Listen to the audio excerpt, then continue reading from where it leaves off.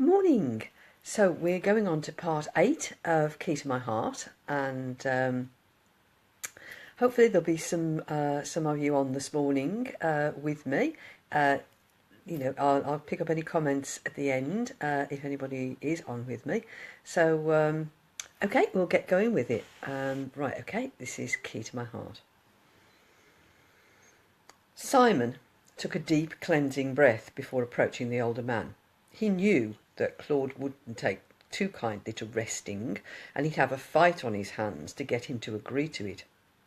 More than likely the old dog would want to stay with him in the conference room whilst he delivered the lecture.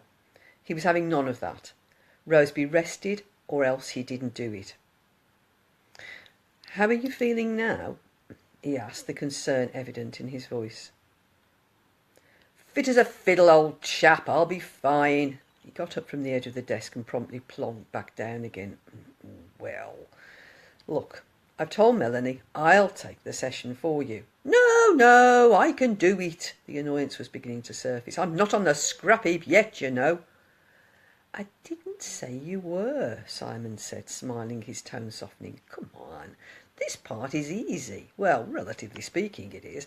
I can't take the pre-dinner plenary for you, the quick-fire questions. I can't inspire them like you do, but I sure as hell can deliver your slides and make it sound interesting." The older man acquiesced, letting out a huge sigh. "Am I getting too old for this?" "Course you're not. You just need to take it easier." "Bloody trains!" He shook his head. "If it hadn't have run late, I wouldn't have got myself in a state." "Well, it happened, and we can't let Melanie down now, can we?" A broad grin broke out on Claude's face. "You like her, don't you?" "I'm just trying to do the woman a favour, that's all." Like the woman in the restaurant?"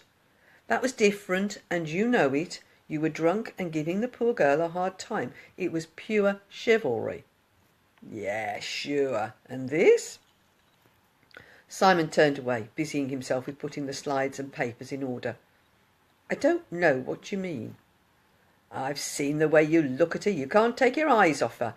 You have one filthy mind, Claude.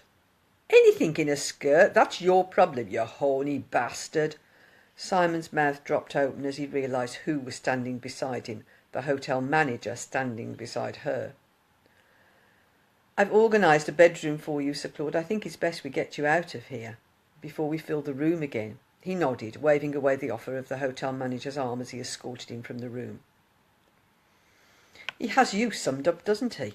The bitterness in her voice spilled out.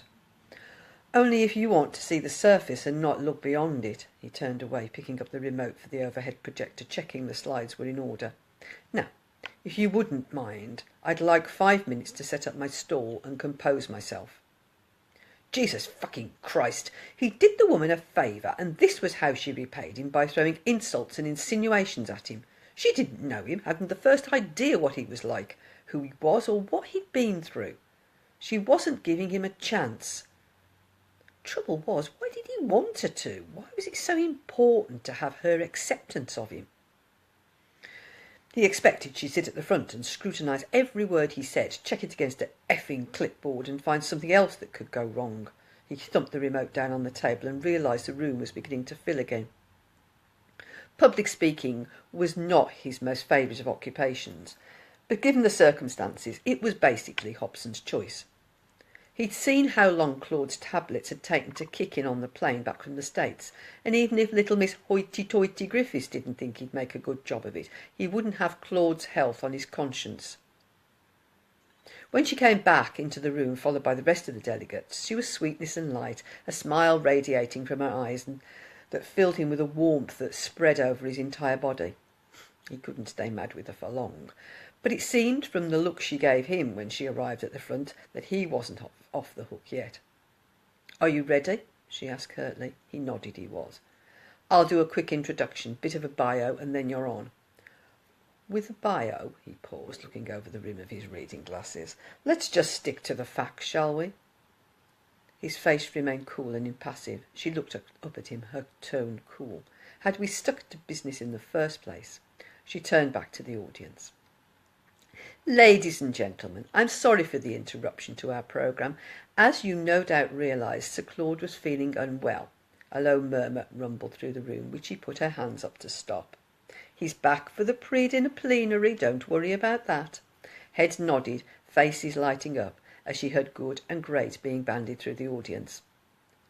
Seeing the reactions of the assembled crowd made him feel a little more relaxed and at ease before he stood and delivered a speech that he'd not actually listened to in any great detail.